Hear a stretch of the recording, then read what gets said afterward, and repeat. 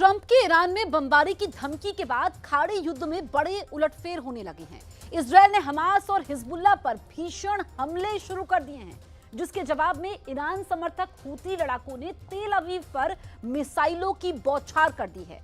Israel ने दावा किया है कि हूती की मिसाइलों को मार गिराया गया, मगर इजरायल के लिए सबसे बड़ी टेंशन सीरिया फ्रंट बन चुका है, जहां तुर्की के एयरबेस बनने के अपडेट से नेतन्याहू भड़क गए हैं।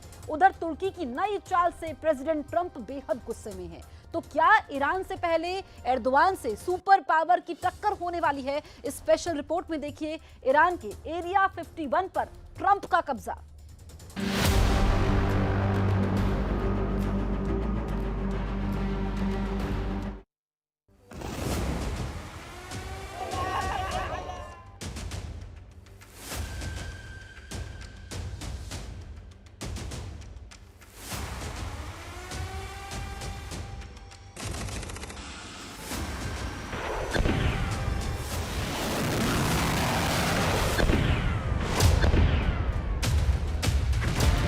इजराइल और अमेरिका एक बम फोड़ रहा तो दूसरा मिसाइल के धमाके से दुश्मनों को दहला रहा है। इजराइल के जंगी जेट दो फ्रंट पर बारूदी तहलका मचा रहे हैं। ट्रंप की मिसाइलें बारूदी जलजला ला रही हैं।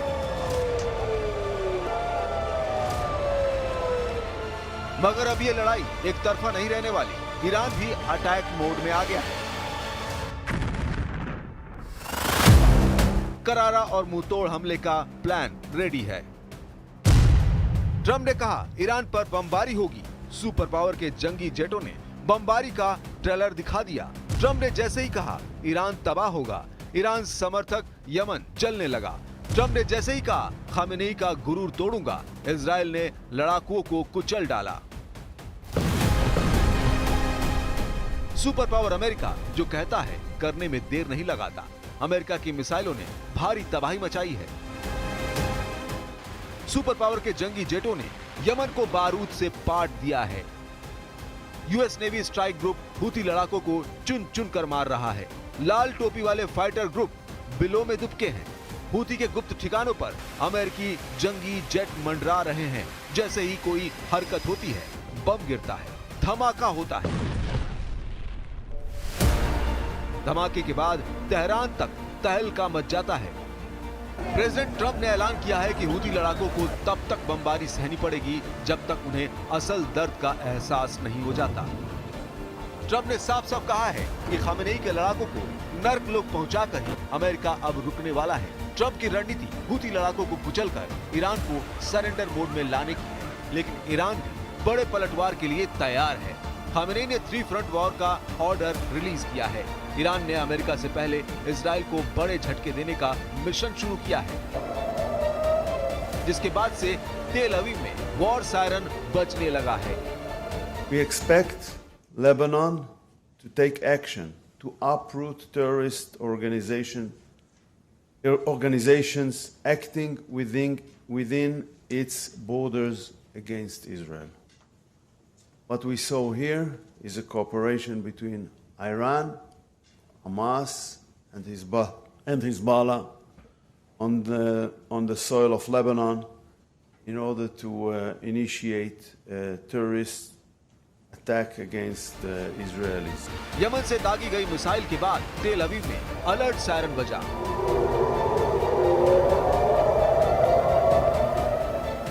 इजराइल ने दावा किया है कि हूती लड़ाकों की मिसाइल को तेल अवीव में घुसने से पहले मार गिराया गया, लेकिन मिसाइल कबाड़ के कुछ हिस्से तेल अवीव में गिरे हैं। हूती मिसाइल की तबाही का लाइव प्रसारण भी इजराइल ने किया है। उधर हूती लड़ाकों ने दावा किया है कि अमेरिका के खिलाफ उन्हें बड़ी कामयाबी हासिल हुई है।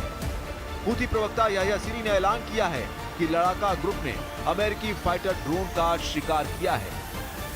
बिआउनिल्लाहि तआला नजहत दिफाअतुना अल-जविय्यतु फी इस्कात ताइरतिन अमेरिकियतिन मुआदियतिन नौ' MQ-9 وذلك أثناء قيامها بمهام عدائية في أجواء محافظة مأرب وذلك بصاروخ مناسب محلي الصنع. हूती लड़ाके अमेरिका और इजराइल को उलझाने के प्लान पर चल रहे हैं, जिससे हमास और हिजबुल्लाह को इजराइल पर हमले का मौका मिले। जबकि इजराइल तीनों फ्रंट पर धुआंधार हमले करके जल्द से जल्द युद्ध जीतने में जुट गया है। इजराइल ने एक बार फिर से लेबनान की राजधानी बेरूत में भीषण हवाई हमले किए हैं। बेरूत में सोमवार रात से शुरू हुए मिसाइलों के धमाके मंगलवार दिन में भी जारी रहे। दक्षिणी बेरूत में बमबारी कर इजराइल ने बहुमंजिला इमारत को खंडहर बना दिया। इजराइल ने दावा किया है कि हमले में हिजबुल्लाह का बड़ा कमांडर मारा गया है। एयर स्ट्राइक में इजराइल ने जिस कमांडर को ढेर किया उसका नाम हसन बदार बताया गया है। हसन बदार हिजबुल्लाह और ईरान की कुड्स फोर्स के बीच की अहम कड़ी माना जाता है। हसन बदार पर इजराइल में कई आतंकी हमले करवाने के आरोप थे। हिजबुल्लाह की यूनिट 3900 के कमांडर बदायर के कनेक्शन हमास से भी थे। हसन बदार का सफाया कर नेतन्याहू ने एक झटके में ईरान और उसके समर्थक लड़ाकों को दहला दिया है। इजराइल के विदेश मंत्री ने लेबनान स्ट्राइक की जानकारी दी है कि हिजबुल्लाह लड़ाके हमास के साथ मिलकर बड़े हमले का प्लान बना रहे थे, जिन्हें वक्त रहते मार गिराया गया है। This morning, or very early this morning, IDF fighter jets struck a Hezbollah terrorist in Beirut. He had recently been directing Hamas terrorists and assisting them in an attempt to carry out a major imminent attack against Israeli civilians. The terrorist posed a real and immediate threat, what we called ticking bomb. Therefore, we had to eliminate the threat. Israel will continue to remove any threat to our citizens. Israel ने नईम कासिम को धमकाते हुए कहा है कि Hezbollah लड़ाकों पर हमले जारी रहेंगे। नेतन्याहू आर्मी ने आरोप लगाया है कि हिजबुल्लाह ने युद्ध समझौता तोड़कर हमास के साथ हमले का प्लान बनाया है। उधर बेरूत के स्थानीय लोगों ने दावा किया है कि इजराइल ने आधी रात सोते हुए लोगों पर बम बरसाए हैं। كنا نايمين وفجأة طلعوا الصواريخ فوقنا، صرنا نسمع أصوات كثير قوية ونزل الردم علينا ونحن طلعنا من تحت الردم بس هالقد ولبيك يا نصر الله. شايفين جاهزين، تعودنا على هذه الأعمال العدوانية لأنه هذا عدو ماكر وغادر ولا يحترم أي مواثيق أو أي اتفاقيات، لذلك نحن نتوقع الأسوأ وبالتالي نحن حنضل بهالمسيرة ولا ننفذ. बेरूत में इजराइल की सेना शिन बेट और मोसाद जायंट ऑपरेशन शुरू कर चुके हैं, जिनके टारगेट पर हिजबुल्लाह की यूनिट 3900 के टॉप कमांडर हैं।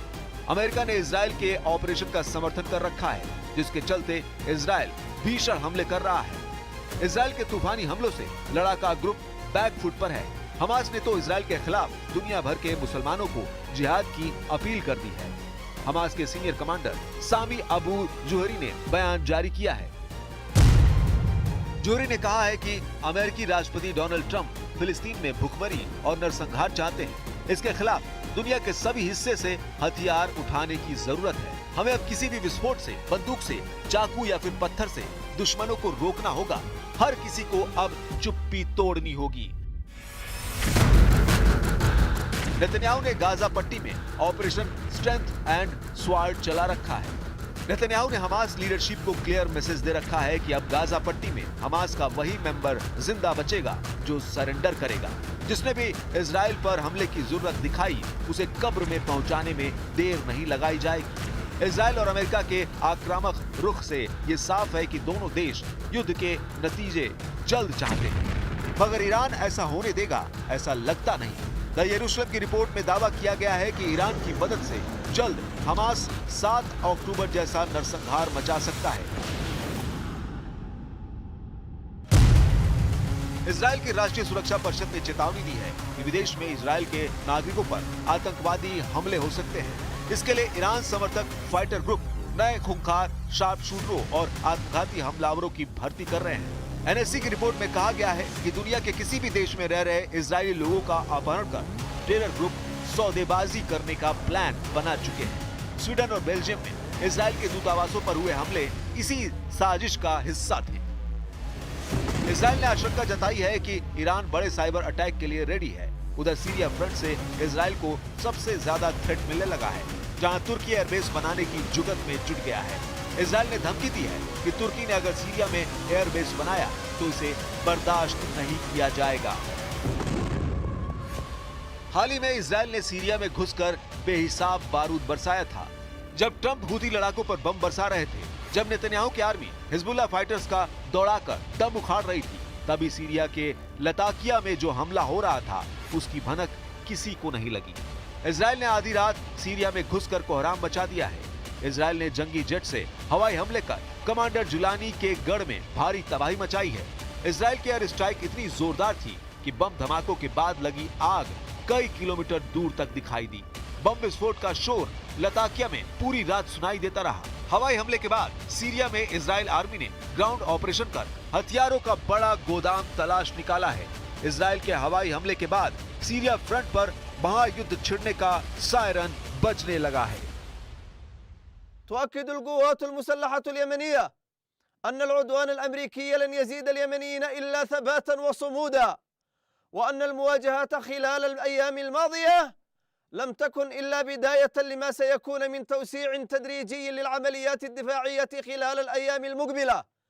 وسيرى العدو المزيد من بأس أبناء اليمن العنيد إرادة وصلابة وعزيمة وإيمانا، مستمرون في منع الملاحة الإسرائيلية في البحرين الأحمر والعربي، ومستمرون في دعم وإسناد إخواننا الصامدين। सीरिया में इजराइल की टक्कर तुर्की की सेना से तय मानी जा रही है। तुर्की ने सीरिया में जबरदस्त सैन्य तैनाती शुरू कर दी है। कमांडर जुलानी कई लड़ाका ग्रुप और कुर्द फोर्स के साथ इजराइल से युद्ध के लिए रेडी हैं। नेतन्याहू सीरिया फ्रंट से कब्जा छोड़ने के लिए तैयार नहीं है। इजराइल का दुश्मनों से निपटने का अनोखा और बेखौफ स्टाइल है।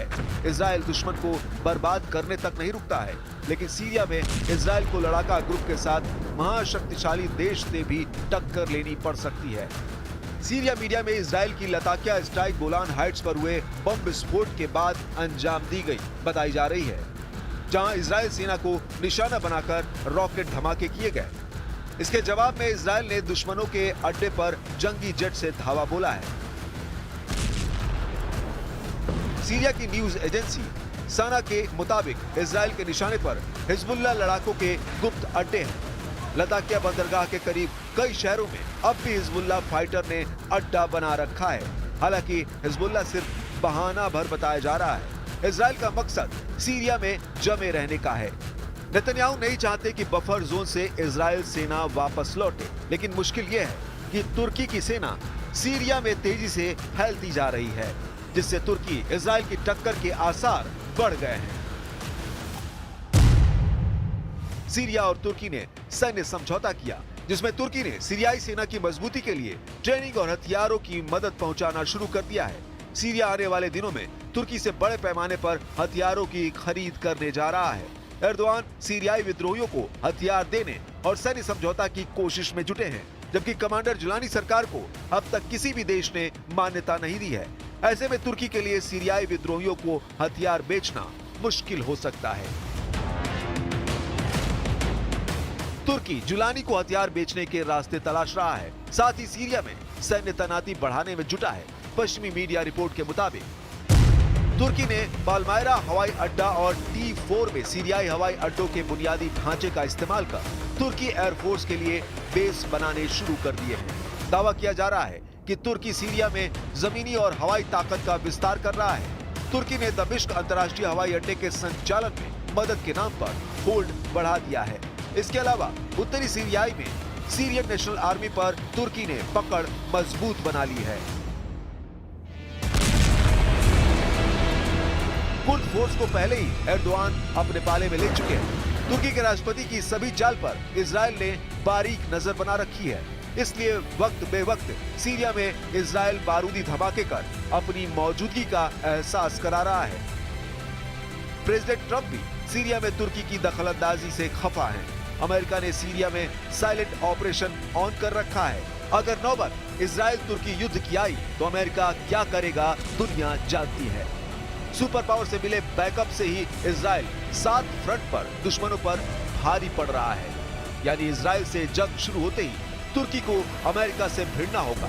फिर ऐसा युद्ध हो सकता है जिससे कई मुल्कों का नक्शा बदल सकता है।